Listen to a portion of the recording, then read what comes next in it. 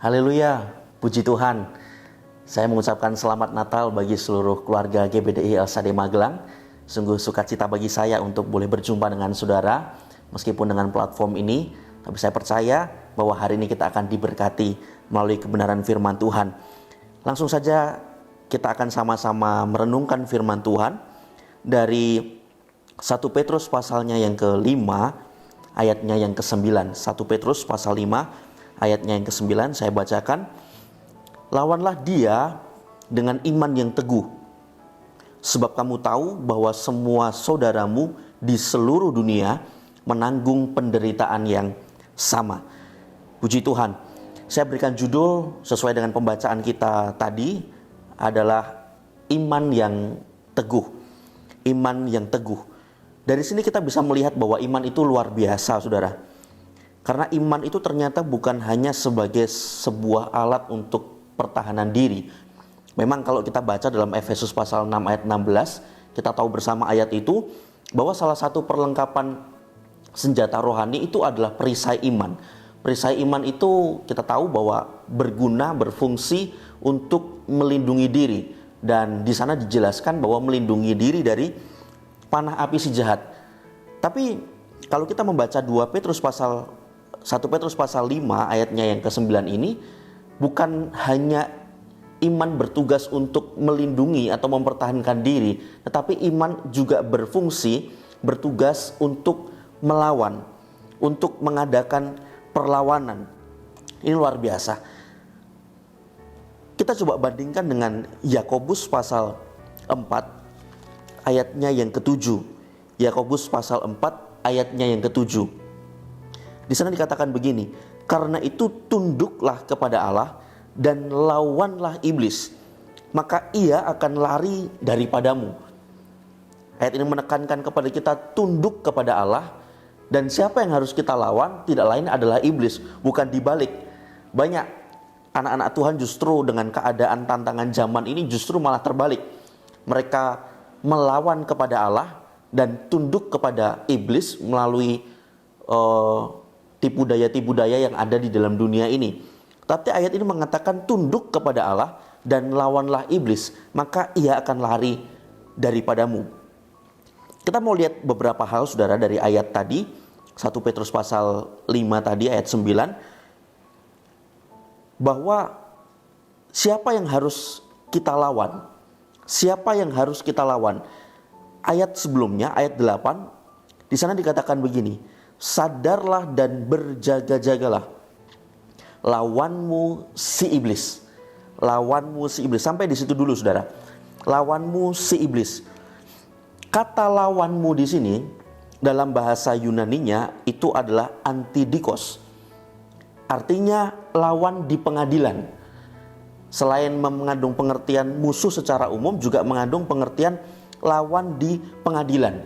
Kita tahu bersama ketika ada sebuah persidangan, maka dua orang yang sedang mungkin berseteru, mereka akan sama-sama menggunakan hukum untuk menjatuhkan satu dengan yang lainnya. Menggunakan pasal-pasal yang ada di dalam hukum di satu daerah, satu negara, untuk menjatuhkan, untuk menjerat lawannya. Nah, itu juga menjadi pola kerja daripada iblis. Iblis pun menggunakan hukum, tidak lain juga menggunakan firman Tuhan untuk menjatuhkan, untuk mengalahkan kita sebagai anak-anak Tuhan. Ayat yang kita tahu bersama, kisah yang kita tahu bersama di dalam Kejadian pasal 3 ayat 4-5. Kita tahu kisah itu bagaimana iblis menggunakan firman Tuhan, bahkan menambahkan firman Tuhan di sana.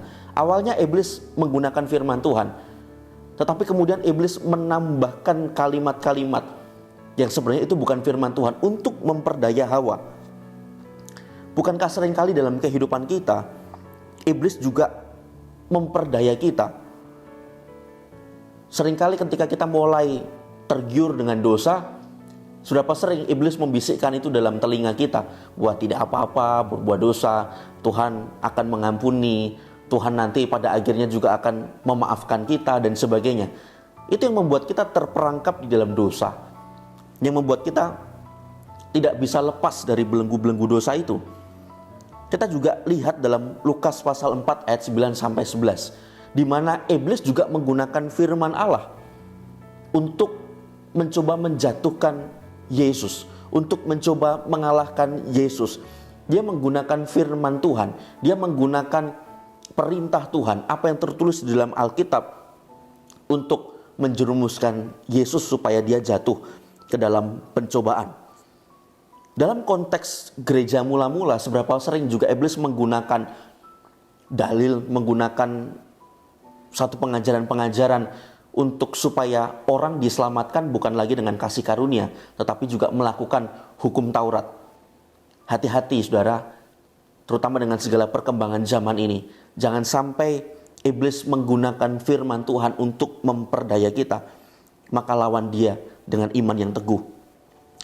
Kemudian kata iblis, tadi yang sudah kita baca, kata iblis menggunakan bahasa Yunani diabolos, yang artinya pemfitnah. Dia adalah orang yang memfitnah, dia menuduh kita, dia mendakwa kita di hadapan Allah.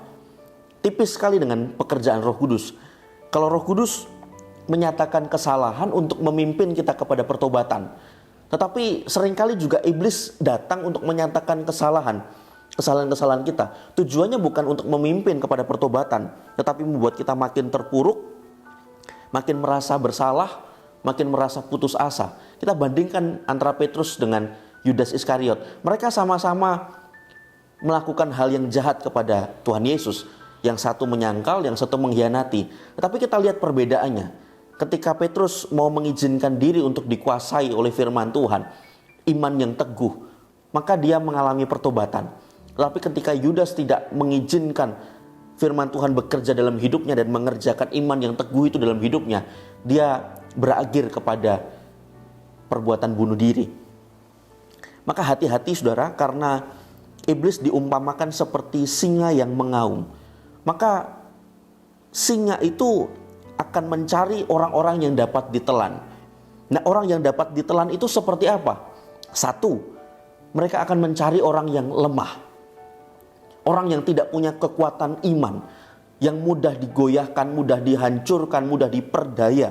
Tidak punya firman Tuhan dalam hidupnya, maka mudah diperdaya oleh tipu muslihat iblis. Iblis akan mencari orang yang lemah. Iblis juga akan mencari orang yang lengah. Seperti singa, dia akan mencari orang yang lengah. Lengah itu beda dengan lemah. Kalau lengah itu dia tidak punya kesiapan, tidak punya kewaspadaan. Maka Petrus mengingatkan, sadarlah dan berjaga-jagalah. Karena iblis seperti singa yang mencari orang yang lengah.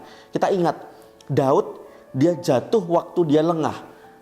Dia tidak ikut berperang, dia malahan ada di sotoh rumah, dan disitulah awal mula dari kejatuhan Daud, karena dia lengah. Dan yang ketiga, singa atau iblis itu mencari orang yang dapat ditelan adalah orang yang terpisah dari kawanan. Kalau kita lihat mungkin tayangan-tayangan mengenai dunia binatang, kita akan lihat bahwa singa bagaimana caranya untuk menangkap mangsanya adalah dia akan berkeliling sampai kemudian mangsanya itu tercerai-berai. Ketika ada satu orang yang keluar dari kelompok, keluar dari kawanan, maka itu kesempatan untuk singa itu menerkam. Maka jangan sampai kita juga keluar dari kawanan kita, keluar dari komunitas kita, keluar dari persekutuan kita. Kita tetap ada di dalam komunitas dan kita juga tetap ada di perkumpulan kita. Supaya apa saudara? Supaya kita tetap saling menguatkan, kita saling mendukung, saling mendoakan di dalam Tuhan, sehingga kita punya iman yang teguh. Maka mari miliki iman yang teguh.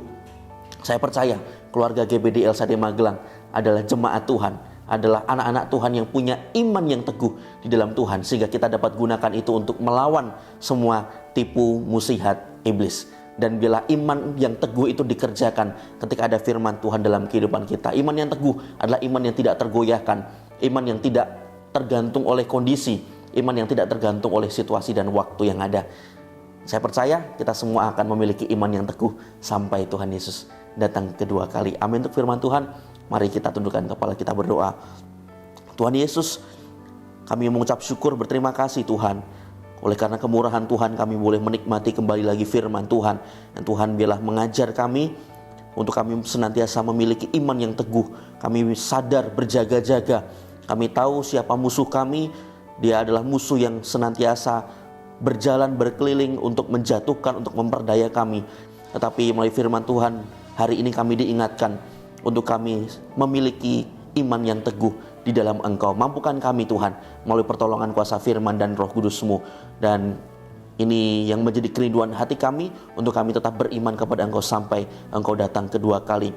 Ya Tuhan, tolonglah keluarga GBDI El Shaddai Magelang dapat menjaga supaya tidak menjauhkan diri dari kasih karunia Allah, agar jangan tumbuh akar yang pahit yang menimbulkan kerusuhan yang mencemarkan banyak orang. Terima kasih Tuhan buat berkat firman Tuhan pada hari ini. Kami sambut, kami siap melakukannya melalui pertolongan Roh Kudus di dalam nama Tuhan Yesus Kristus. Haleluya. Amin.